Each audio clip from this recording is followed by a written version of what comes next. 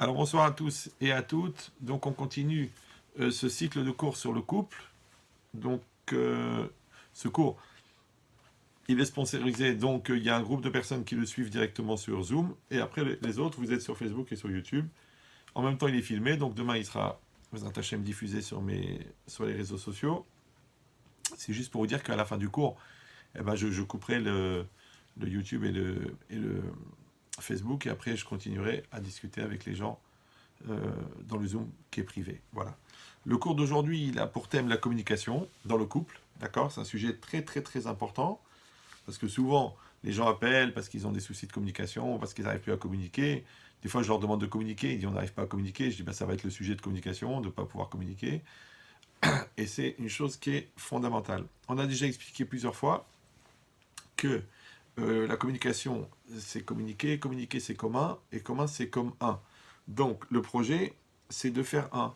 Maintenant, pourquoi est-ce que ça passe par la parole? Pourquoi ça passe par la communication? D'accord? Que la logique, en vérité, c'est le principe global du couple qui est de faire un, que c'est ça le projet. C'est tout l'intérêt du couple, c'est de réussir à faire un. Parce qu'on a déjà expliqué que Ahava et Echad, c'est la même valeur numérique. L'amour et Echad un, c'est la même valeur numérique. Donc aimer, c'est faire un. Maintenant, et comme communiquer commun, c'est commun, c'est le fait aussi de faire un. Maintenant, cette logique-là, dans la logique que l'amour, en vérité, c'est quoi? C'est l'équivalence des volontés, et que la volonté, elle permet à la personne d'exister, donc on l'a vu ça dans les cours précédents. Et là, il y a une dimension, puisque exister, c'est être à l'extérieur, c'est comme exprimer. C'est exprimer, ça veut dire c'est dire les choses à l'extérieur, faire sortir les choses. Alors sur ça, les Chachamim, ils ont un langage qui s'appelle Dvarim Ayotzi Minalev Nirtasim Lelev. Les choses qui sortent du cœur, elles rentrent dans le cœur. Donc on va bien séparer les deux parties. Il y a Dvarim Ayotzim Minalev, les choses qui sortent du cœur. Et après, Nirtasim Lelev, elles rentrent dans le cœur. Donc on a compris, il y a un homme d'un côté, une femme de l'autre. L'homme, il a un cœur, la femme, elle a un cœur. Et il y a des choses qui vont sortir du cœur de l'homme, par exemple, qui vont arriver dans le cœur de la femme. Des choses qui vont sortir du cœur de la femme, qui vont arriver dans le cœur de l'homme. Étant donné que, on a expliqué déjà un million de fois que le cœur ici, il ne s'agit pas des sentiments, il ne s'agit pas du muscle qui envoie le sang dans le corps, il s'agit de l'être, de l'essence de l'être, c'est-à-dire du centre de la personne, de l'impulsion première, de là d'où tout vient à l'intérieur, d'accord?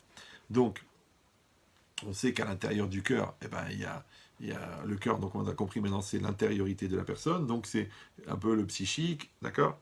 Et là-bas, il y a trois parties. Il y a une partie qui s'appelle le moi, le je, et il y a une partie qui s'appelle le Yetzerara, le Yetzeratov, le bon penchant, le mauvais penchant.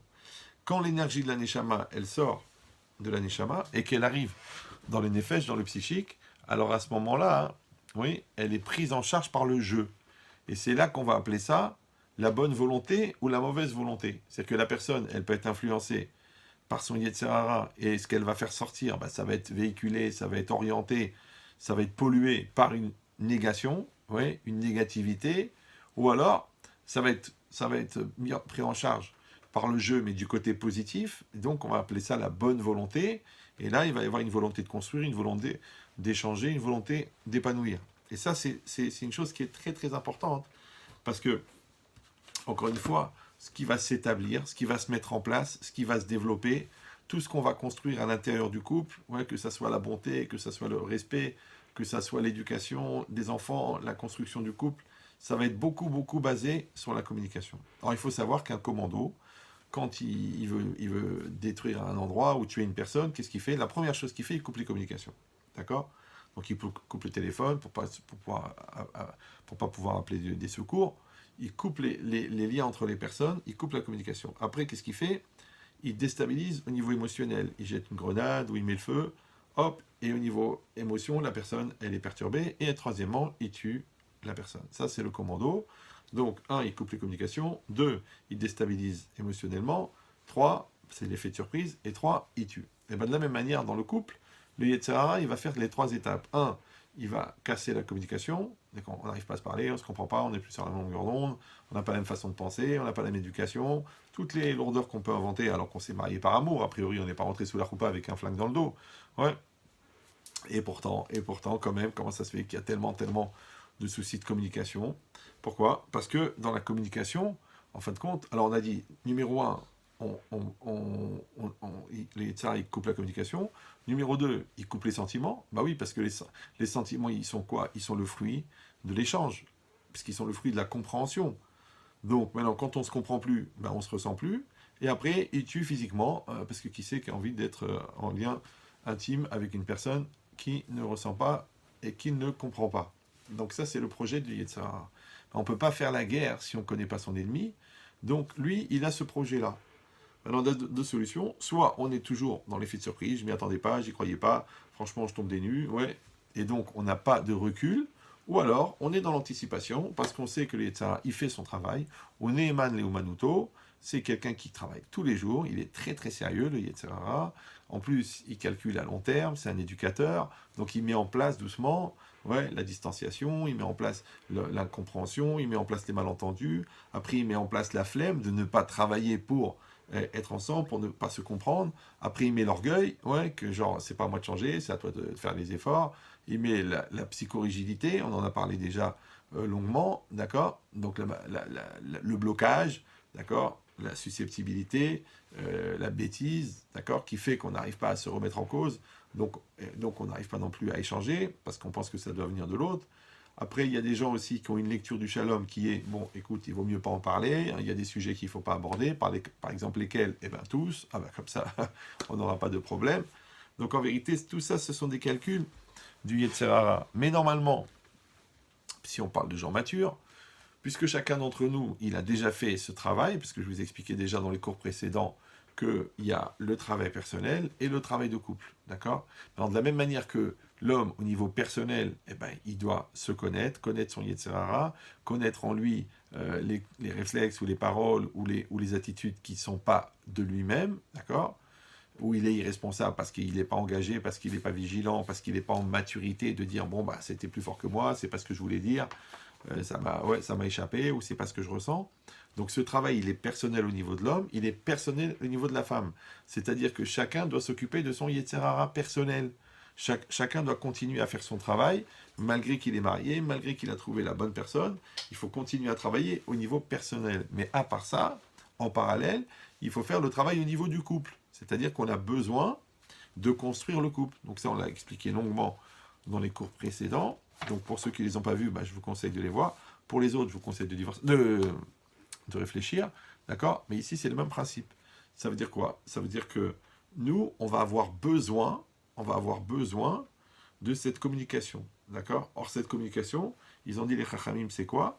C'est Dvarim Ayotsim Minalev, Nirnasim l'élève. D'accord? Ça veut dire que c'est moi qui va décider d'où vient le message et où va le message. Et c'est là que ça devient compliqué. Pourquoi? Parce que quand on a dit que les choses, elles viennent du cœur, ça veut dire qu'elles viennent de l'intériorité, elles viennent de la profondeur. Elles viennent de quelque chose qui a été construit, qui a été travaillé, qui a été intégré, qui vient de maturité. Ouais. Mais je peux avoir un discours superficiel. Moi, je peux parler avec ma bouche et toi, tu m'écoutes avec tes oreilles. Ouais. Ça va, toi aussi, ça va, ouais, ça va, ouais. On peut avoir un discours dans l'épidermique, dans le superficiel, dans le petit, d'accord? Dans le quotidien, mais sans jamais rentrer dans le fond des choses. Et après, on s'étonne, qu'on ne se comprend pas, qu'on n'est pas sur la même longueur d'onde. Mais le problème, c'est que pour avoir une longueur d'onde, il faut avoir une longueur d'onde. Ça veut dire qu'il faut créer la longueur d'onde.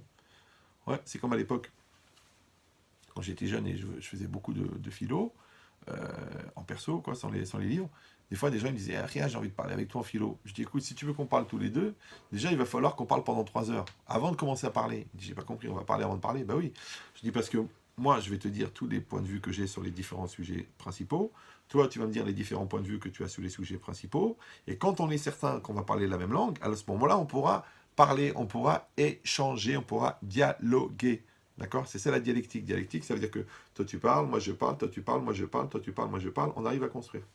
Mais si on n'a pas mis au point le langage commun, si on n'a pas mis au point la volonté commune, si on n'est pas là pour échanger, pour trouver la vérité, mais pour se mettre sur la tronche, après tu t'étonnes qu'on n'arrive pas à parler. Donc ça veut dire qu'en vérité, l'exercice de la communication, c'est automatiquement un exercice de communion. Comme union, comme un, union, unification, c'est le fait de pouvoir être ensemble, être un. Il dit donc, quand les choses elles viennent de la bouche, j'ai dit elles vont aux oreilles. Quand elles viennent du cerveau, elles vont au cerveau. Ouais, mais quand elles viennent du cœur, de l'émotion, elles vont à l'émotion. Et quand elles viennent de plus loin encore, elles viennent de mon intériorité. C'est ça ce qu'on appelle un dialogue adulte, un dialogue mature. Parce qu'on peut continuer dans le superficiel. Oui, vous les Marocains, vous les Tunisiens. Ah ouais, tu m'as vexé, je suis pas bien. Donc l'autre, elle est dans le complexe. L'autre, il est dans la crise d'autorité. Mais tout ça, c'est de la manipulation de Satan de base. Ça veut dire qu'on n'a pas un couple mature de se poser, d'accord, de dire. Et en vérité, c'est pas le sujet, le problème. Que ça soit qu'on va parler d'éducation, ou qu'on va parler du choix du canapé, ou de la manière de gérer l'argent, ou combien de Shabbat on va passer chez ta mère. C'est pas le sujet, le problème. Le problème, c'est est-ce qu'on l'assume, est-ce qu'on on le gère avec maturité, de dire alors, écoute, bon, ma mère, elle est seule. Bon, alors c'est vrai, c'est une réalité que toi et moi, on peut reconnaître. D'un autre côté, on ne peut pas passer tous les Shabbats là-bas. Il faut qu'on ait aussi une vie de couple, je comprends. Donc, il faut trouver une solution. Cette recherche du compromis, en vérité, c'est elle qui va faire la fusion de nos bonnes volontés. Parce que si toi, t'es braqué, tu dis, ouais, mais elle est seule, toi, t'as aucune sensibilité, ma mère, elle souffre. Et l'autre, elle dit, ouais, mais alors toi, le couple, alors il passe en deuxième. Alors, t'es marié avec ta mère ou t'es marié avec moi. Donc, qu'est-ce qu'on est en train de faire? En vérité, on est en train de faire de la fracture. On est en train de faire de la souffrance. On est en train de faire du titillement de susceptibilité. Combien de fois des gens ils me disent, bon, c'est vrai, Ahmed Chetri, bon, il m'a crié dessus, il m'a insulté et tout ça. Mais moi, la vérité, j'ai une bouche de feu. Je le pique, je le pousse à bout, je l'énerve. Bon, alors, je comprends pas. Je comprends pas. Est-ce qu'on parle de deux personnes adultes, matures, qui veulent avancer, ou de deux CON qui veulent se pourrir? D'accord? C'est-à-dire combien on peut contribuer. D'accord? Ça s'appelle des contribuables. D'accord? C'est-à-dire que chacun paye son tribut. Un tribut de quoi? Pour participer à la société, pour participer au foyer. Ça s'appelle les contribuables. Ouais. Ou alors non, on va dire on veut mettre les choses en commun et on veut fonctionner, on va avancer ensemble. Et ça, c'est pour ça qu'il faut être très très clair dans la communication, parce que si on n'est pas en vigilance personnelle et en vigilance commune, c'est-à-dire vigilance personnelle, attention, je vais dire ce que je pense, je vais dire ce que je ressens, je vais pas être dans la tarboula, je vais pas être dans le commentaire, je vais pas être dans la polémique, je vais être positif et constructif, moi, et toi pareil, donc déjà il y a une vigilance personnelle, et en plus de ça, une vigilance commune, c'est-à-dire que nous deux, on veut parler ensemble. Donc les intervenants extérieurs, ouais, ça peut être aussi, c'est pas que la famille, les cousins, les gens qui interpellent, ouais, ou les gens qui se mêlent, ou les gens que nous on mêle. Même ça, c'est surtout les dangers intérieurs. C'est-à-dire que nous-mêmes, on n'arrive pas à parler avec l'autre.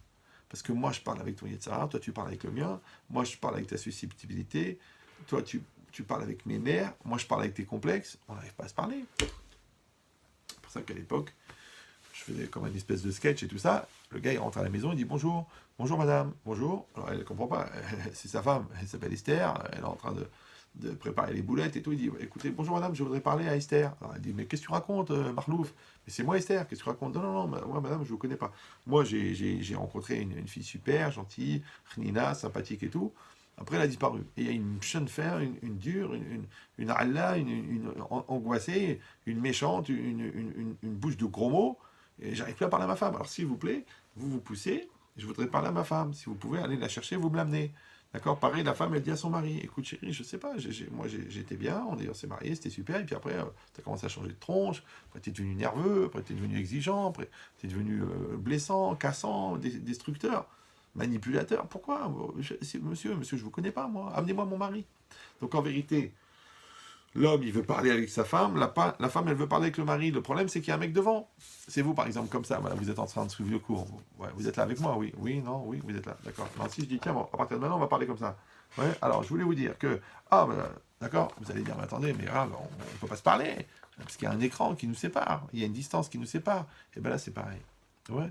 Il y a deux personnes, ouais, mais en vérité, on est mariés, on est quatre. Bah oui, parce que j'ai mon mari est le Yetzirah de mon mari, et ma femme est le Yetzirah de ma femme. Maintenant, tout le travail, en réalité, on a dit d'unité, d'union, c'est de faire le lien entre les deux bonnes volontés. Mais le problème, c'est que les deux bonnes volontés, il faut qu'elles surpassent les deux mauvaises volontés qui les séparent.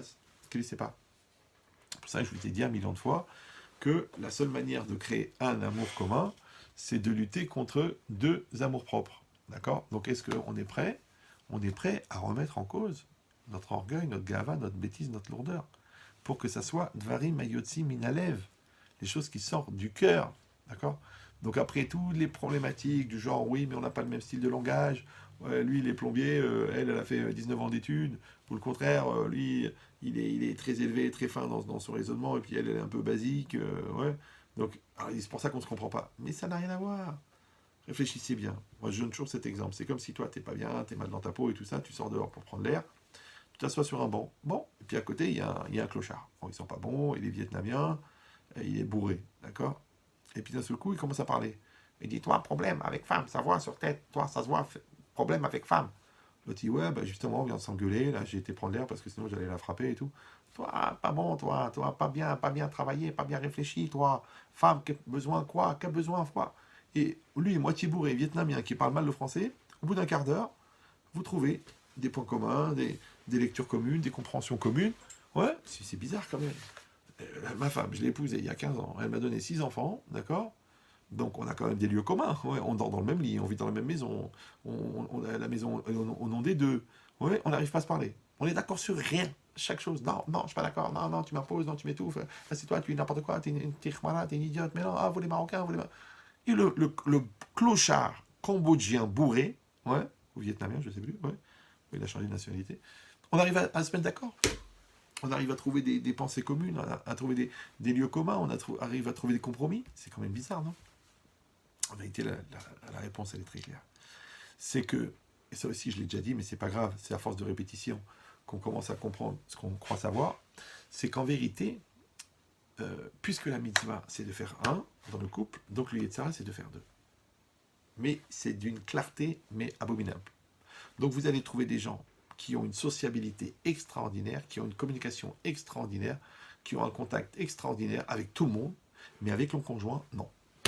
Non, non. Lui c'est spécial, elle c'est spécial, c'est un cas d'école, elle est folle, il est pervers narcissique, il est psychopathe, elle est bipolaire, elle est...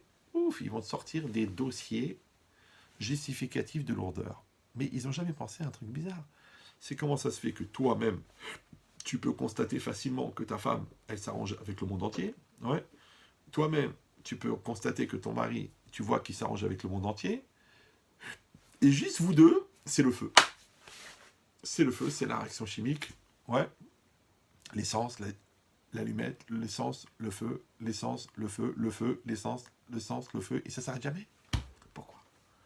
Pourquoi, à un moment ou à un autre, on ne s'arrête pas pour dire venez, on va se désincarner tous les deux de nos deux corps, ouais. On va être solidaires ensemble et on va regarder les deux imbéciles en train de s'engueuler, qui en l'occurrence sont nous, d'accord? Et puis on va dire, mais quand même, pourquoi ils s'engueuler? Parce qu'elle elle met du temps pour se préparer au mariage. Ah bon, ça vaut la peine de s'engueuler? Ah bon. Et l'autre, pourquoi s'engueuler? Ouais, parce qu'elle a oublié la date d'anniversaire. D'accord? Et alors, c'est pour ça qu'on s'engueule. Parce qu'elle voulait une voiture noire et lui, il a commandé une voiture blanche. Et il a dit, ouais, de toute façon, c'est sa licence. Ouais. Mais c'est bizarre. Rappelez-vous de ça. C'est une constatation zoologique que tout le monde peut faire. C'est que ça démarre toujours sur une lourdeur. C'est toujours débile. Le sujet de départ, il est toujours débile. Ouais. Pourquoi? Parce que quand vous voyez à la radio, à la télé, un incendie dans le sud de la France, dans le Var, en Corse, 1000 hectares, 10 000 hectares, 20 000 hectares, 100 000 hectares. Et 100 000 hectares, vous savez ce que c'est 100 000 hectares? C'est énorme, ouais, c'est une région complète qui a brûlé. 100 000 hectares ont été détruits par l'incendie. Mais au départ, je m'excuse, ouais, mais ça démarre toujours d'un mégot. D'accord? Donc, ouais, c'est un mégot, c'est un tout petit mégot. Alors tu peux m'expliquer comment 1 centimètre cube de braise, il peut enflammer tout ça? Alors évidemment, il y a des gens qui vont dire, par exemple sur YouTube, bah, ça veut dire qu'ils ne sont pas faits l'un pour l'autre. Mais non, non. Ça, vous pourrez le dire après que vous avez fait le travail. Ouais, moi je dis toujours, il y a une mitzvah de divorcer quand on est sûr qu'on a tout fait pour que ça marche. D'accord. Maintenant, je peux vous dire de ma petite expérience de plus de 30 000 couples qu'il y a très très peu de couples qui ont tout fait pour que ça marche. Des gens qui ont tout fait pour que ça marche pas, ça grâce à Dieu, il y en a des régiments. D'accord? Une gaffe après l'autre, une lourdeur après l'autre, manque de préparation, manque de compréhension, manque de travail personnel, transfert de culpabilité, transfert de responsabilité, mal-être, etc., mchenfa, lourdeur, tuniserie, maroquinerie, toutes les formes de lourdeur qui existent, grâce à Dieu, les gens, ils sont très très très créatifs dans la lourdeur. Mais dans la maturité, de se poser en adulte et de dire notre couple a besoin de se construire et donnons-nous les moyens de le faire, cela vraiment tu peux les compter sur les doigts de la main d'un manchot qui, a priori, n'en a pas beaucoup. D'accord. Donc ici, c'est ce qu'on est en train d'expliquer.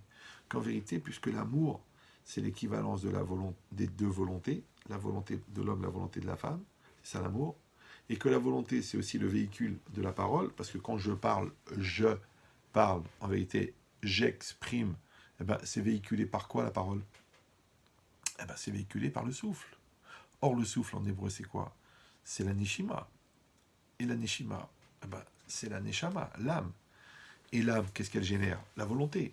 D'accord? Donc l'énergie qui sort de l'âme, qu'on appelle la volonté, qui ensuite est prise en charge par l'homme pour la véhiculer dans son corps et dans son vécu, moi je l'ai déjà dit un million de fois, mais je le répète pour les nouveaux, et on va mettre en réalité, on va mettre dans la réalité, on va exprimer dans la réalité, c'est elle qui va être le véhicule de la réalisation personnelle et qui va être le véhicule de la parole. Par exemple, là, je parle, vous m'entendez parler, là, je suis en train de parler, oui, vous me voyez parler. Eh bien, en vérité, parce que je veux parler, d'accord? Maintenant, le fait de vouloir parler, ça veut dire que j'ai une intention d'exprimer, j'ai une idée que je vais exprimer, j'ai un projet dans ce dialogue d'arriver à, enfin dans ce dialogue, dans cette expression, à dire, j'ai une idée de ce que je veux dire, et tout ça, c'est véhiculé par un flux existentiel qui s'appelle la volonté. Maintenant, si moi, je suis un bon communicant, donc moi, j'exprime, donc j'ai la volonté de parler, et vous, vous avez la volonté d'écouter. Maintenant, c'est la communion des volontés, parce qu'on a dit que l'amour, c'est la communion des volontés, donc c'est ma volonté d'exprimer qui va rencontrer votre volonté d'écouter, et ce pont invisible de nos deux volontés, ouais, qui va être le véhicule de la communication. Donc vous avez compris que je ne peux pas communiquer avec quelqu'un qui n'a pas la volonté de communiquer. Je ne peux pas échanger avec quelqu'un qui est au contraire, qui est énervé par mon discours, qui est étouffé par mon discours, qui est complexé par mon discours, ouais, qui est en susceptibilité à mon discours. Pourquoi? Parce que, comme je vous ai dit, que l'amour, c'est la coexistence, et ne peuvent coexister que des gens qui existent. D'accord? Maintenant, si moi, mon mode d'existence, il t'importune, il t'énerve, il te saoule, ouais, comment on va faire pour coexister? C'est pour ça qu'il y a beaucoup, beaucoup de gens qui n'arrivent pas à coexister. Encore une fois, des gens qui cohabitent, il y en a beaucoup. Mais des gens qui coexistent, il y en a peu. Pourquoi? Parce qu'encore une fois, pour coexister, il faut exister. Donc il faut déjà que moi, personnellement, je sois bien dans ma peau, je suis en maîtrise de mon Yetzirara, je sais ce que je veux, je sais qui je suis, je ne suis pas dans les complexes, je ne suis pas dans la haine, je ne suis pas dans les nerfs pour exister. Et toi, pareil, de ton côté. Maintenant, quand toi, tu te mets en situation d'exister et moi en situation d'exister, on va pouvoir coexister. Et la preuve, c'est quoi? C'est le dialogue. Oui, oui. Maintenant, les gens ils vont dire oui, mais c'est différent. Écoutez, vous dormez dans le même lit. Vous êtes tout nu. Les bébés, ils sont nés. On a la preuve, ouais, que vous avez des relations. Tu peux m'expliquer pourquoi est-ce qu'on peut mettre à nu son corps, et être en lien de communication, puisqu'il y a une communion, puisque les semences, elles se mélangent et on donne un bébé. Alors, si on mélange des semences, on ne peut pas mélanger des paroles. Alors, qu'est-ce que c'est? On dit que le principal constituant de la semence, c'est la pensée. Et le constituant principal de la parole, c'est la pensée. Puisque la parole est l'expression de la pensée. Et la pensée, c'est quoi?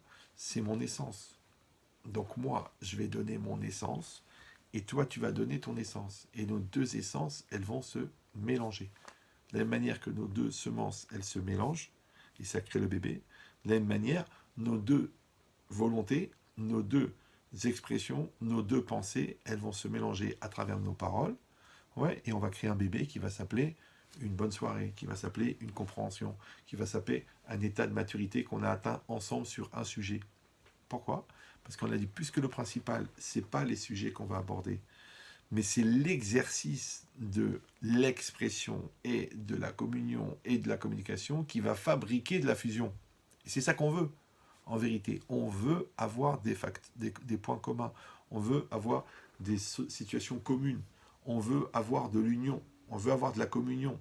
Donc, la parole, elle devient un outil. La parole, elle devient un outil de communion. C'est pour ça que tout ce qui est les malentendus, les quiproquos, les différences de langage, d'apprendre le langage de l'autre, ouais, que souvent la manière elle est plus importante. Par exemple, il y a des gens qui disent la vérité mais qui l'expriment très mal. D'accord? Ou alors ils commencent par faire des reproches, ou ils ferment toutes les portes à clé, et puis après ils s'étonnent que le message ne passe pas. Ou alors ils crient, parce que soi-disant ça sort du cœur, d'accord? Ou alors ils n'arrivent pas à dire la vérité si c'est pas en se mettant en colère. Mais tout ça, c'est quoi? C'est que un mensonge qui est dit gentiment, il passe mieux qu'une vérité qui est dite méchamment. Et si quelqu'un va dire, ah ben c'est comme ça, c'est mon caractère. Ah bon, pourquoi les clients, tu les insultes, toi? Ouais, alors pourquoi tu cries sur ton fils? Oui, mais il m'énerve, je suis très déçu. Oh là là, c'est reparti pour un tour. L'enfant, il réagit de manière épidermique, c'est normal, il a 14 ans. Mais vu que toi, tu as 30 ans de plus, donc tu dois avoir le recul de dire, j'ai mon ressenti, qui est un peu perturbé là, parce que je suis énervé d'avoir payé 3000 euros de scolarité et de me retrouver avec un redoublement pour absence totale de présence en classe, d'accord? Donc j'ai les nerfs, je sens qu'il y a quelqu'un qui va mourir, donc ça c'est mon ressenti. Mais d'un autre côté, je sais que l'avenir de l'enfant, il est entre mes mains, je sais que je participe, que je suis un acteur de son futur, donc je sais qu'il a besoin de ma patience, il a besoin de mon calme, il a besoin de ma maturité. Alors qu'est-ce que je vais lui donner? Un excité en pleine crise ou quelqu'un qui garde son calme? Eh ben, c'est exactement pareil dans le couple. Qu'est-ce que je veux, moi? Moi, je veux qu'on se comprenne, qu'on soit sur la même longueur d'onde, qu'on vive les choses ensemble. Je veux qu'on prenne des décisions communes. Je veux qu'on fasse des choix. Je veux qu'on soit connecté. Je veux commencer une phrase et que toi, tu saches exactement où est-ce que je veux en venir. Je veux penser à une musique et toi, tu vas te mettre à la siffloter. Je veux penser à t'appeler et je veux que toi, tu m'appelles. Mais pour arriver à ça, donc les gens, ils veulent commencer par le Wi-Fi. Mais il faut commencer par le filaire. Ils veulent le Bluetooth. Mais il faut commencer par le filaire. D'abord le fil. D'accord? Le fil. Rappelez-vous, ouais, à l'époque, les claviers, ils étaient branchés, c'était filaire. La souris, elle est filaire. Donc maintenant, toi, il faut que le fil de notre discussion et le fil de notre pensée, au départ, il doit être réel, il doit être concret. Donc on va un petit peu faire les blatas, d'accord, de poser des règles de communication, je veux dire un peu lourdes, ouais, mais qui vont nous assurer la sécurité exactement comme les avions. Vous savez comment ça se passe? L'avion, il y a 747 là, qui vient de Tel Aviv, il doit atterrir à Charles de Gaulle. Donc il appelle tour de contrôle, ici Charlie Tango, ta soeur, ta mère, de Tel Aviv, nous devons atterrir à 14h12, le gars. Bon, tour de contrôle, bien reçu, je confirme, vous êtes Charlie Tango qui vient de Tel Aviv.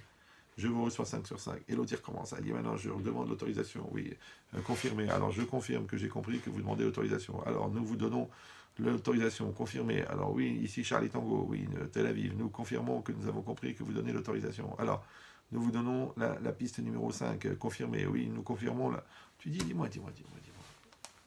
Lui, il parle français, l'autre, il parle français. Ou disons, il parle les deux anglais. Il parle très bien l'anglais. Est-ce qu'ils ont besoin de confirmer, reconfirmer, confirmer, reconfirmer? À quoi ça sert? Ça y est, on l'a compris. Parce que si le mec il a dit piste 5, ouais, et l'autre il a compris piste 25, il va y avoir 852 morts. Eh ben oui, parce que les deux avions ils vont se percuter, il va y avoir un massacre. Donc on a besoin de confirmer que le message il est bien passé. Et ben de la même manière, l'homme et la femme, c'est l'avion et la tour de contrôle. Ouais, tour de contrôle, rappelez-vous de ça. C'est que toi, tu dois être sous contrôle, et elle doit être sous contrôle. Et toi, tu as un avion, et l'autre un avion. C'est vrai que tu as épousé un avion de chasse, d'accord? Donc maintenant, qu'est-ce qui va se passer? C'est que quand la personne, elle parle, d'accord, elle doit être sûre que l'autre, elle comprend ce qu'elle dit. Je sais que ça a l'air débile, hein, parce que vous avez dit, attendez, on n'est pas des demeurés. Quand vous voyez le nombre d'engueulades sur la base de quiproquos, sur la base de malentendus, sur la base de « Ah, c'est ça que tu voulais dire, mais il fallait dire depuis le départ, mais je ne pouvais pas le dire, tu me coupais la parole à chaque fois. » Ouais. C'est pour ça qu'Hachem, il a créé le visage. Ça sert à ça, le visage. Le visage, les yeux, les cils, d'accord? Donc quand l'autre, tu vois, qui fait des hurons, il fait ouais, ou l'autre, il fait, ou il soupire, tu dis ah, il y a une incompréhension. Non, il y a une règle de base dans la communication. C'est que moi, j'ai le droit de parler, toi, tu as le droit d'écouter. Après, moi, j'ai le droit d'expliquer ce que j'ai dit. Donc, s'il te plaît, ne pense pas à ma place, n'analyse pas à ma place. Ouais, je sais où tu vas en venir. Vous les hommes, vous les Tunisiens, vous les Marocains. Ouais. Non, s'il te plaît, ne réfléchis pas à ma place. J'ai une bouche, j'ai un cerveau, je peux dire. Évidemment, avec un engagement de sincérité. Parce que si on est déjà dans le tminique et dans le mensonge et dans le sheker, dans la manipulation, là, il vaut mieux aller voir un psychiatre ou un vétérinaire. Mais si on est dans un langage de sincérité, donc je t'en prie mon amour, je vais te dire quelque chose. Si je vois sur ton visage que tu as mal compris, ou que tu l'as mal pris, ouais, laisse-moi le droit d'expliquer ce que j'ai dit. Ok, c'est normal. D'accord. Et toi, s'il te plaît, ne commence pas à faire des calculs, ouais, ou de tirer des conséquences, ou de prendre mal une chose que tu penses ne pas avoir compris. Donc moi, j'ai le droit d'expliquer ce que j'ai dit. Et le 3, si tu veux, tu peux me confirmer ce que j'ai dit. Comme ça, tu es sûr qu'on se comprend. Et toi, pareil, tu vas le faire. Alors je sais, c'est très formel, ça fait un peu débile.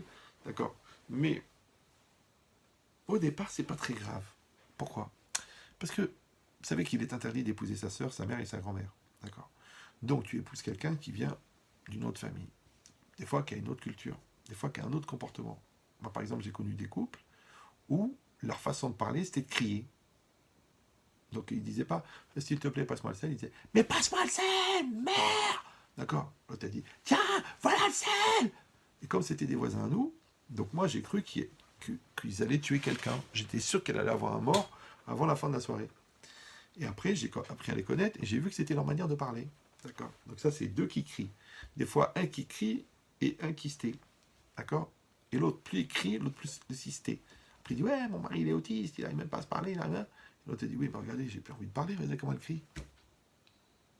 Je sais, ça a l'air débile, on dirait que c'est tiré d'un asile de fous. Mais si je vous dis que c'est beaucoup plus commun que ce que vous croyez, pour pas dire que c'est ce qui se passe chez vous, je ne l'ai pas dit, d'accord. Donc c'est quoi l'idée? C'est ça, c'est de dire que on va formaliser les choses, d'accord. Parce que je vous dis, il y a des gens, ils se parlent, la parole c'est la confrontation, ça se passe mal, ils s'engueulent, ou ils se prennent la tête, ou ils se vexent, ouais. Et après, ils se braquent. Et après, ils se braquent et ils ne parlent plus. Et puis après, ils ne parlent plus. Des fois des jours, des fois des semaines, des fois des années.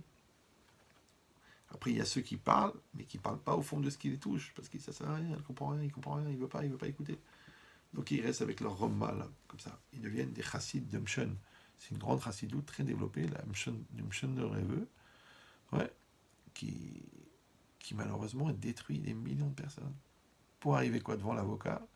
Puis devant l'avocat, le jour du divorce, le mec il dit, mais tu sais mon amour, voilà, c'est ça ce que je voulais te dire. J'ai jamais pu te parler. Ouais. Et je le dis aujourd'hui devant le juge, je t'aime.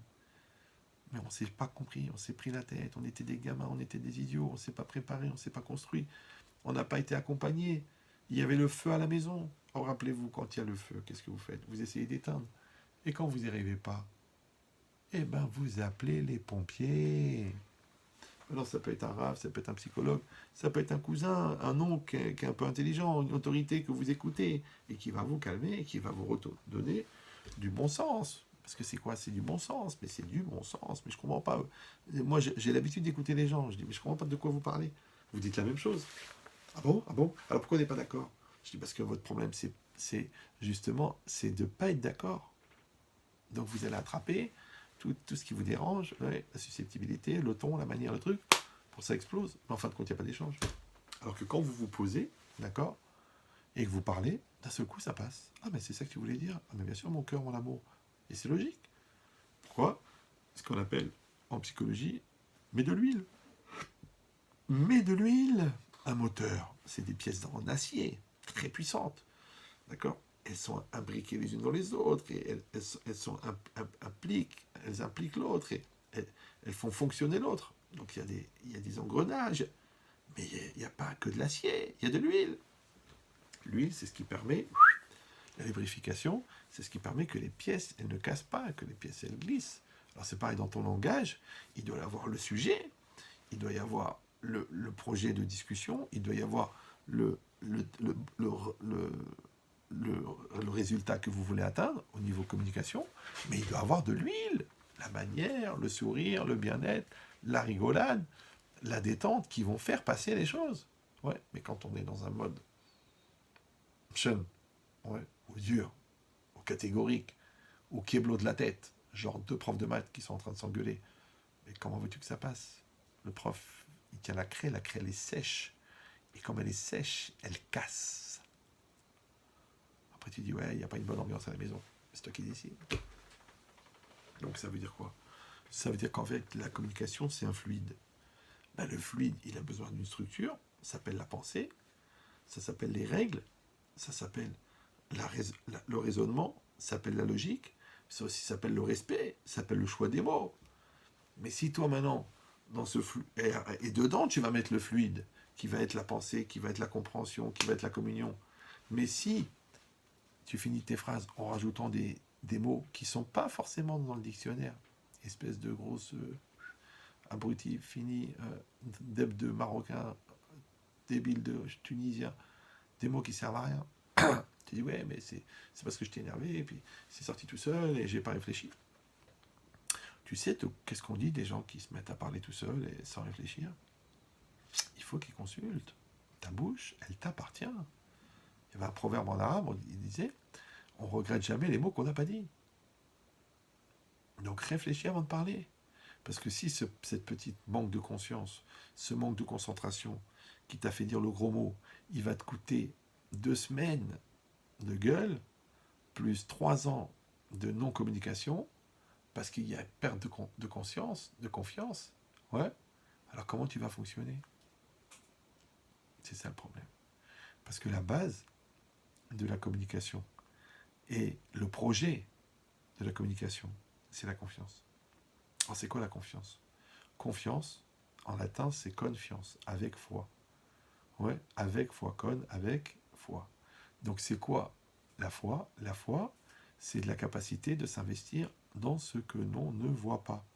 La capacité de s'investir dans ce qu'on ne comprend pas.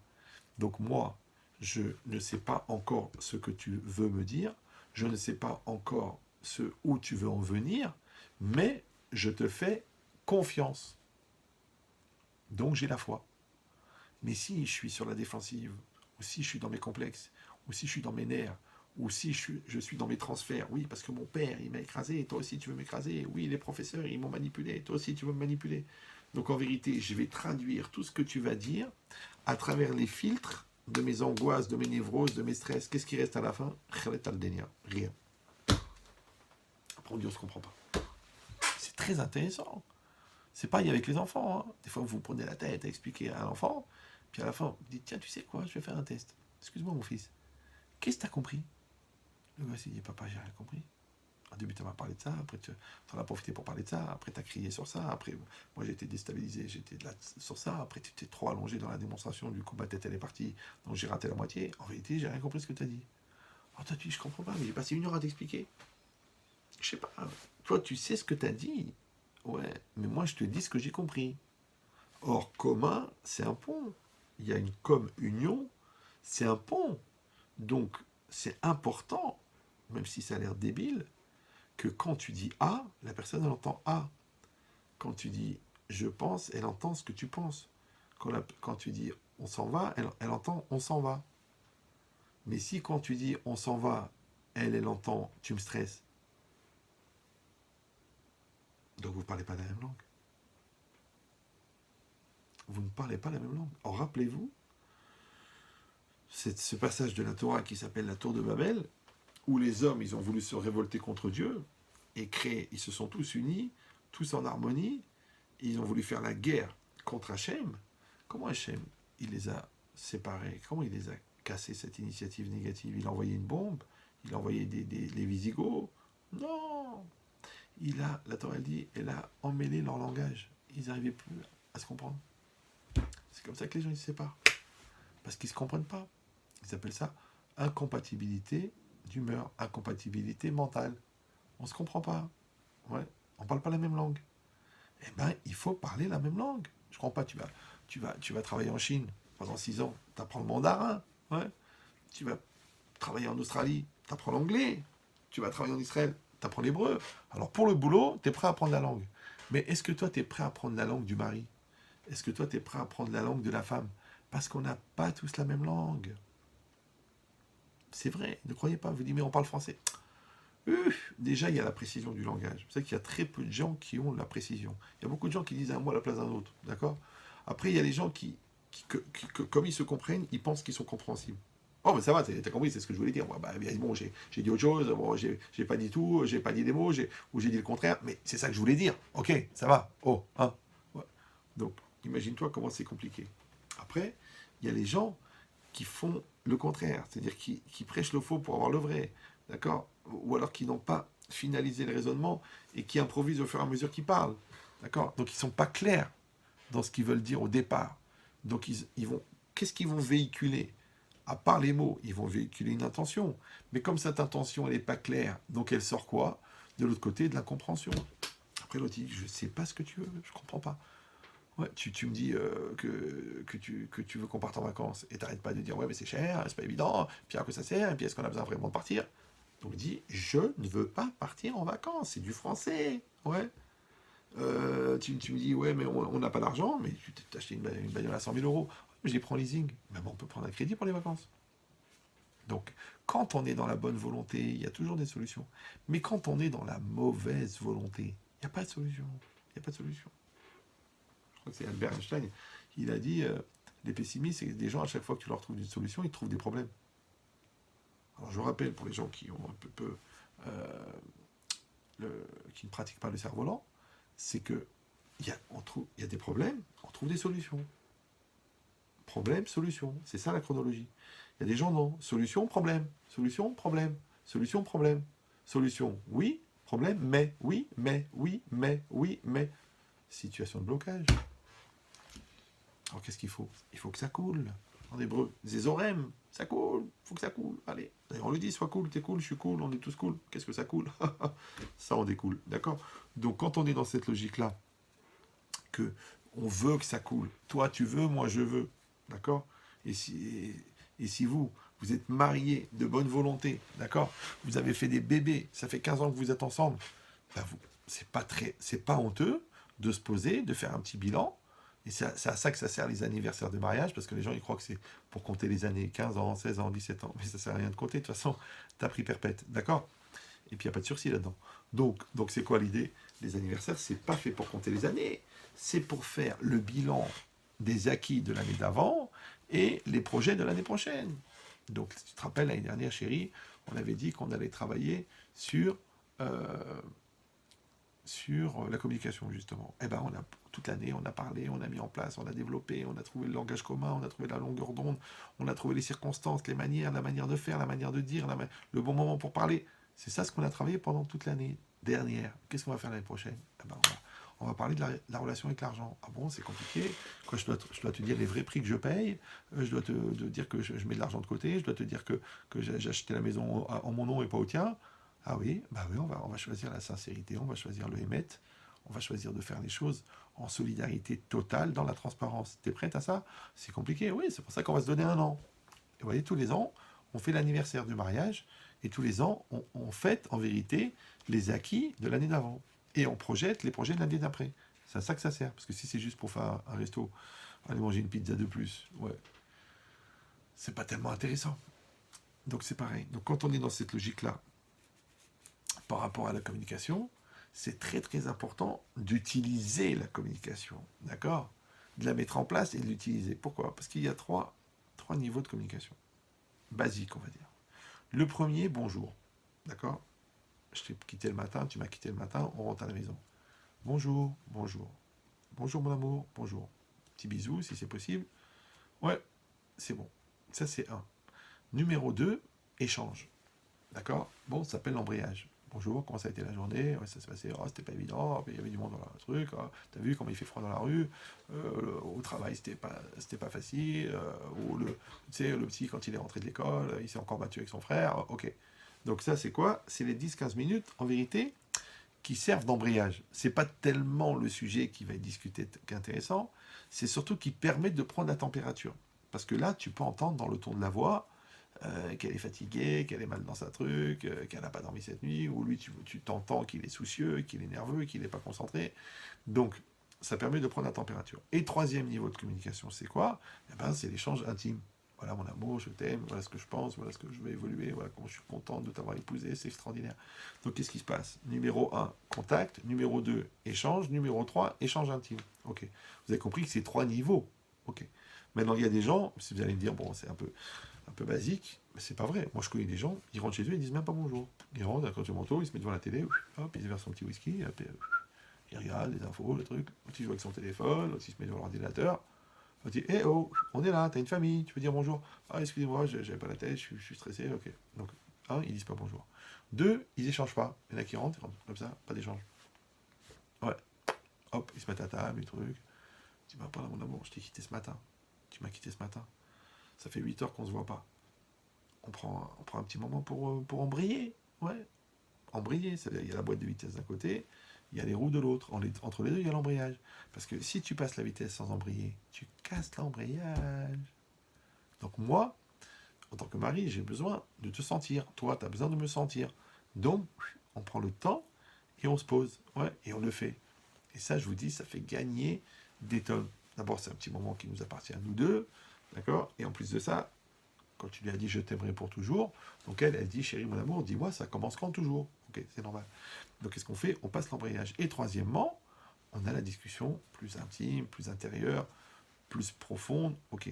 Voilà, vous avez compris que si tu passes directement à la troisième discussion, le troisième niveau de communication, la personne elle se dit mais qu'est-ce qu'il veut celui-là? Il a des intentions bizarres. Donc il faut faire les trois. Et bien cette routine-là, comme toi le matin, tu as besoin de ton petit café pour démarrer, toi tu as besoin de ta cigarette après manger, sauf Shabbat, ouais. Et ben c'est ces petites règles qui font qu'on peut avoir un mode de fonctionnement qui va être basé sur l'échange, qui va être basé sur la confiance, qui va être basé sur... Après, deuxième chose, c'est qu'il faut qu'on apprenne le vocabulaire. D'accord? Ça veut dire que quand chacun parle, qu'est-ce que ça veut dire? D'accord? Par exemple, il y a des gens qui utilisent trop le jamais et le toujours. D'accord? Mais en vérité, le jamais et le toujours, ça fatigue l'autre. Parce que dire ouais, jamais on part en vacances, ouais, toujours tu me réponds méchamment. Ben, y a pas, c'est pas toujours que méchamment et c'est pas jamais en vacances. Donc le mot jamais et toujours, qui est une forme d'exagération, il génère des nerfs. Donc maintenant, moi je voulais encore une fois parler avec mon mari, maintenant je parle avec les nerfs de mon mari. Moi je voulais parler avec ma femme, je parle avec la susceptibilité de ma femme. Donc, donc j'ai raté le rendez-vous avec la personne. Ok. Après, il y a le fait que je réfléchis avant de parler. Qu'est-ce que je veux dire? Ouais. Et j'arrive à analyser la nature de cet élan de communication, de ce projet de communication. D'accord? Donc ça veut dire, est-ce que je parle pour construire ou est-ce que je parle pour détruire? D'accord? Si je parle pour piquer, si je parle pour être polémique, si je parle pour me défouler, si je parle pour attaquer, si je parle pour déstabiliser, je ne vais pas m'étonner que l'autre et me renvoie un obus. C'est normal. Et après, moi, je me vexe, et toi, tu le prends mal, et après, tu me parles de ta famille, moi, j'insulte ta mère. Ça va très, très vite. Le couple est un combustible extrêmement qui brûle facilement, ouais, qui prend feu facilement, comme le gaz. Donc, quand je réfléchis avant de parler, mais combien je peux éviter des bagarres? Après, je réfléchis à la manière de parler. Après, je réfléchis à la formulation du message. Après, à la chronologie dans la formulation. C'est-à-dire, est-ce que je vais commencer par des compliments et après je vais parler de remise en cause, ou je vais commencer par de la remise en cause et après je vais essayer de diluer ça dans des compliments. Différence entre les deux, blocage, braquage, keblo de la teuté. D'accord? Et ça marche pas. Ah ben, si tu es venu pour faire des reproches, c'est pas la peine. Alors que rappelez-vous que le reproche, on avait fait le cours sur la réprimande. Le reproche, c'est quoi? C'est un médicament. Ok. Quand vous prenez un médicament, ça s'appelle l'agent actif. L'agent actif, vous savez qu'il est dilué. Dans quoi? Dans tout ce qui l'enrobe. Ouais. Maintenant, vous savez qu'il y a 99% d'enrobant et 1% d'agent actif. Sinon, le médicament lui-même, il est amer. Alors, on le dit, c'est amer. Donc, comment tu fais pour faire passer la valda? Tu enrobes la chose. Ça s'annule dans la majorité. Donc quand on est dans une logique positive, quand on est dans une logique de compliment, quand on est dans une logique d'amour, quand on est dans une logique de bonne manière et de belle manière, mais la réprimande, elle passe facile. Après, il y a la formulation. Ouais, comme je vous ai dit, on peut dire à quelqu'un, j'en ai marre que tu arrives en retard. On peut dire à quelqu'un, j'adore quand tu arrives à l'heure. Ouais. Tu peux dire à un enfant, bravo pour les efforts que tu as fournis. Ou tu peux dire, je suis très déçu par la note que tu as eue. C'est comme tu veux. Donc tu vois comment la formulation, elle peut donner la force, elle peut donner le goût, elle peut donner l'envie. Et c'est très très très intense. Et c'est très très productif. C'est pour ça que la Gemara elle dit que les Odlam Isaer Adam Be'ona'at Ishto. La Gemara dans la métière, elle dit toujours un homme doit faire attention à la Ona'at Ishto. C'est quoi Ona'at Ishto? Alors d'abord il y a Ona'at Dvarim, Ona'at Ksafim. D'accord. Par exemple, quand on vend un objet, on ne peut pas le vendre plus qu'un sixième que sa valeur. C'est comme ça dans la Torah. D'accord. Donc tu as acheté un produit, tu le vends un sixième de plus. Et tous les commerçants, ils doivent faire pareil. Maintenant, si moi je vends le double ou le triple, d'accord, c'est Ona'at Dvarim. De la même manière, quand je dis quelque chose à quelqu'un, je ne dois pas rajouter des mots en plus qui vont faire de la peine. Ouais, parce qu'il y a des gens, pour faire passer, ils parlent et puis ils traitent, et ils parlent et ils stressent, et ils parlent et ils mettent la pression. D'accord. Mais ce mot en plus, ça s'appelle Ona'at Dvarim. La Gemara, elle dit qu'un homme, il doit faire attention. Parce que cette souffrance verbale que tu vas faire subir à la femme, la Gemara, elle dit, étant donné que la femme, elle est très très sensible, d'abord parce qu'elle t'aime et qu'elle t'écoute, elle te respecte, donc elle va prendre avec beaucoup plus d'impact négatif tes paroles méchantes, et en plus de ça, elle pleure facilement. Et Hachem, il écoute les pleurs. Je ne sais pas si vous comprenez, et quand Hachem, il entend quelqu'un pleurer, il s'occupe du gars qui l'a fait pleurer, ou de la fille qui l'a fait pleurer, d'accord? Donc ça veut dire qu'il faut faire attention à ses paroles, premièrement, parce que c'est une mitzvah, d'accord, de recette, de bonté, de parler gentiment, et puis aussi parce que les conséquences à assumer d'une parole négative, elle est trop lourde. Les gens, ils passent leur vie à regretter ce qu'ils ont dit, à regretter ce qu'ils ont fait. Or, qu'est-ce que c'est un rachat? Un rachat, c'est pas un rachat, genre c'est un rachat. Non, un rachat, c'est quelqu'un qui perd le contrôle, puisque c'est l'Yetzirah qui prend le contrôle, puisqu'il lui fait dire des choses qu'il ne veut pas dire. C'est ça, rachat. D'accord. Donc maintenant, qu'est-ce qu'on dit? Racham les im haratot. Les rachats sont remplis, les rechaïm, les fauteurs sont remplis de regrets. Pourquoi? Parce que comme ce qu'ils ont vécu, c'était pas sous contrôle. Donc ils vont dire des choses qu'ils n'auraient pas voulu dire. Ils vont faire des choses qu'ils n'auraient pas voulu faire. Ils vont penser des choses qu'ils n'auraient pas voulu penser. Et après, toute leur vie, ils regrettent. Ah, j'aurais dû, j'aurais pu, j'aurais cru. Pourquoi je l'ai fait? Mais qu'est-ce qui m'a pris? Mais j'étais vraiment débile et je suis fou. Ouais. Moi, combien de fois des gens divorcent et après ils vont dans les soirées de célibataires? Ils me disent, ah ben j'ai triste, je trouve pas le dixième de l'équivalent de ce que j'avais à la maison. Je dis, bah, mais pourquoi t'as divorcé? Eh ben on était susceptibles, on était des gamins, on n'était pas construits, on n'était pas préparés. Et surtout, on ne communiquait pas. Les gens ne communiquent pas. On est au pays de la communication, on est la génération de la communication, il y a les moyens de communication, il y a des outils de communication, il y a des études de communication, il y a des systèmes de communication, mais les gens ne communiquent pas. Non, et au contraire. Et ne croyez pas que les réseaux sociaux, ça avance les choses. Pas plus. Non, pas plus. Parce qu'ils parlent avec des étrangers, ils ont 54 000 amis sur Facebook, mais ils ne sont pas amis avec leurs enfants, ils ne sont pas amis avec leurs femmes, parce qu'ils n'ont pas fait le travail. Moi, je suis choqué, C'était où j'avais vu ça? C'est partout, mais ça m'avait choqué la première fois, c'était au restaurant. Un restaurant cachère, il y a une famille, chacun avec son téléphone. Aujourd'hui, la famille moderne. Monsieur, il est en train de regarder les nouvelles. Sa femme, elle est en train de texter à ses copains, ses copines. Les gosses, ils sont sur Instagram. L'autre, il est sur Snap, je sais pas quoi. Il n'y a pas de famille. Ils auraient pu être en prison quelque part, sur une île déserte, séparément. Chacun sur une île, ça aurait été pareil. Il n'y a pas d'échange. Il n'y a pas de communication. Après, tu m'étonnes, tu dis, ouais, on se comprend pas, on n'est pas sur la même longueur d'onde. Et puis, on n'a rien en commun. On parle pas la même langue. Mais tout ça, c'est des apprentissages. Donc maintenant, si le Yetzirah, il participe tellement de manière puissante au développement de toutes ces techniques soi-disant modernes, mais en fin de compte qui détruisent la famille, qui détruisent l'échange, qui détruisent la proximité, qui détruisent la construction. Ouais. Vous savez que les grands patrons des systèmes comme ça, eux, ils interdisent à leurs enfants d'avoir des smartphones. Ils veulent pas. Ils disent, mais non, va lire un livre. Parle avec ta sœur, allez vous balader tous les deux, partez à la pêche. Ouais, tu dis, non, c'est pas la peine. On va faire un jeu vidéo. Non, non, non, non, non. Eux, ils conçoivent les jeux, ils veulent pas que leurs enfants y jouent avec. Eux, ils conçoivent les systèmes d'addiction par Facebook et par trucs et tout, et ils veulent pas qu'ils en aient.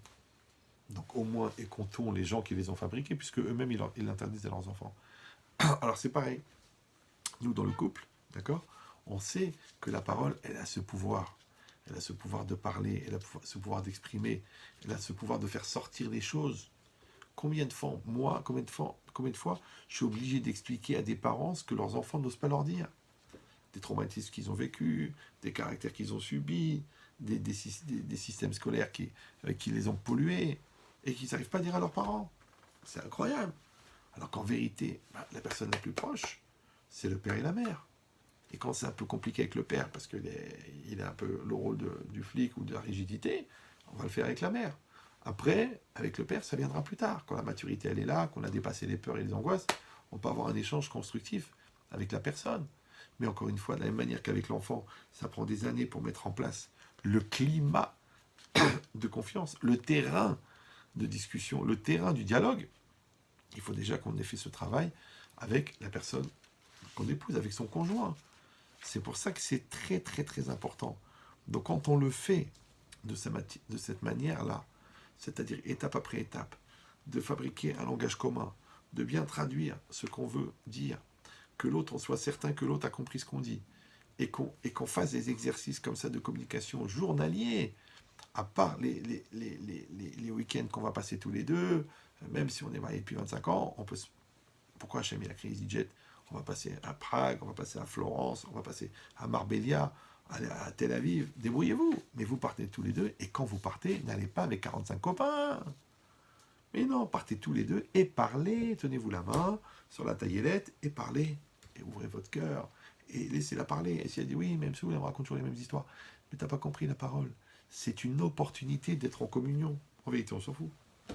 On s'en fout du discours. Ouais. Donc après, il y a une communion intellectuelle parce qu'on se comprend, il y a une communion émotionnelle parce qu'on se ressent, il y a une communion physique, et tu vois bien que les gens qui ont une communication qui évolue, ils ont aussi une sexualité qui évolue. Mais les gens qui ne communiquent pas, imagine l'autre, elle est frustrée depuis 25 ans, elle dit rien, ah ben c'est comme ça, et l'autre il dit pareil, il dit bah ma femme, j'ai rien avec elle, c'est normal. Parce qu'en vérité, c'est crescendo. Encore une fois, on fait un dans la tête, on se comprend, on fait un dans le cœur, on se ressent, on fait un dans le corps. Maintenant, si on utilise comme ça cette espèce d'escalier, d'accord, donc automatiquement, on va le voir que ça évolue. Ouais. Et plus on va développer la transparence, et plus on va développer la clarté, plus on va développer la confiance, plus on va se comprendre. Plus on va se comprendre, plus on va se ressentir.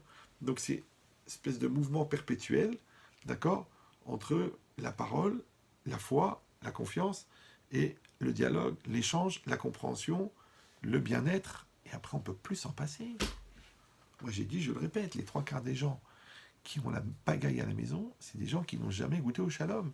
Parce que quand tu goûtes au shalom, c'est comme une drogue, tu ne peux plus t'en passer. D'accord? Donc c'est pareil, le shalom, c'est une atmosphère, c'est un ensemble d'attitudes, c'est quelque chose de très fragile. Donc il faut investir pour que les choses se mettent en place. De la même manière qu'une maison, pour qu'elle soit solide, tu mets du parpaing, du béton, après tu mets de l'isolation pour que le froid de l'extérieur ne rentre pas, après tu mets le courant pour que le courant passe entre nous, tu mets de l'eau pour que ça coule, d'accord? Tu mets un système de radiateur pour qu'il y ait de la chaleur. Et bien de la même manière, toute ta maison, tu la construis, jour après jour. Et tu diras, on se sent bien. C'est que le plus grand bonheur, c'est d'être bien tous les deux. Tu dis, oui, nous, on va aller aux Maldives, on va aller au Tibet, on va aller... Mais attends, mes chéris, mais où tu veux aller? Tu veux aller visiter le monde avec moi ou tu veux être proche de moi? Mais non, si on n'est pas bien tous les deux sur le canapé, pourquoi tu crois qu'on sera mieux tous les deux aux Maldives? Ah, parce qu'il y a un coucher de soleil qui t'a coûté 21 000 euros. Ah, c'est pour ça que tu te sens mieux. Non, c'est pas vrai. Non. Les plaisirs simples, ils sont significatifs des liens profonds. Les plaisirs compliqués, tu sais jamais si l'autre il est content du plaisir que tu lui as donné ou alors du plaisir de te retrouver. C'est pour ça qu'il ne faut jamais perdre de vue le projet. le projet qui est qu'on soit toujours dans cette communication. Donc il ne faut jamais couper la communication. Et s'il y a une crise, et s'il y a des nerfs, ou s'il y a des stress, ou s'il y a de la colère, ouais, qu'on dit El Meratim Adam les Shakaso, ouais, qu'on ne doit pas essayer de calmer ou de parler avec quelqu'un qui est dans la colère. Pourquoi? Parce que quand il est en colère, il n'est pas là. Quand elle est en colère, elle n'est pas là. Donc qu'est-ce qu'on fait? On dit ok, on ne peut pas parler maintenant, que ce soit dans la colère, ou que ce soit dans la frustration, ou dans la peine, ou dans le deuil. On ne peut pas parler, il n'y a pas de problème chérie. Numéro 1, on ne coupe jamais la communication. Numéro 2, s'il y a un accident, s'il y a une souffrance, s'il y a quelque chose, on dit ok, d'accord, je vois que tu ne peux pas parler, moi aussi je ne peux pas parler. Ok, alors tu sais, on se fixe. Demain, 14h, c'est pas grave. Dans 10 jours, le temps que tu te calmes, le temps que ça passe le deuil ou quoi. Mais on se fixe déjà une date. Ouais. Et si vraiment, même ça, on n'y arrive pas, parce qu'on n'arrive pas à parler, eh ben on écrit. On peut communiquer par écrit. Moi, je connais des gens qui s'écrivent des lettres. Pourquoi? Parce que comment tu vas t'engueuler avec une lettre? Et quand on parle, il y a l'électricité statique, il y a deux personnes, il y a... Ouais, la preuve, c'est que la même personne, elle arrive à parler avec le monde entier. Parce qu'il n'y a pas d'électricité statique avec l'autre, parce qu'il n'y a pas d'Yetzera, parce qu'il n'y a pas la mitzvah de faire un. Donc chacun de son côté, on a dit, il peut parler avec tout le monde, et ensemble, ils n'arrivent pas. Je dis, bah, c'est pas grave, écrivez-vous. Et le mec, il fait des lettres, il envoie des textos, il fait des messages. Souvent, tu vois que le mari qui n'est pas tellement expressif, ben, il va au Canada, et puis d'un seul coup, il se met à envoyer des textos enflammés de mon amour, mon cœur, ma vie, des messages, des trucs. Donc c'est pas grave que ça passe comme ça, que ça passe comme ça, que ça passe comme ça, mais pourvu que ça passe. D'accord? Donc s'il vous plaît, faites les efforts d'aller dans ce sens, que pour Bezrat Hashem, il y ait de la communication dans votre couple, et que ça soit toujours pour le positif. Alors juste avant de quitter tous nos amis de Facebook et de YouTube, je voulais vous dire que ce cours est dédié pour la santé et la réfoua shelema de tous les malades d'Israël, et en particulier pour Yaakov Ben Chaim et pour Rivka Bat Tova Kachem, leur envoie une réfoua shelema parmi tous les malades d'Israël. Voilà, ça sera tout pour aujourd'hui. Les personnes qui seront intéressées, comme ce soir, à sponsoriser un cours, donc ils peuvent m'écrire sur mon email ravyechia, ravyehia@hotmail.com, et à ce moment-là, je leur donnerai les conditions et on fixera une date ensemble. Et s'ils veulent faire en Zoom, ou s'ils veulent faire sur YouTube, ou s'ils veulent faire en particulier pour eux et leur famille, il n'y a pas de problème, on trouve toujours des solutions, il n'y a pas de problème, il n'y a que des solutions. Voilà. Merci à tous et bonne continuation.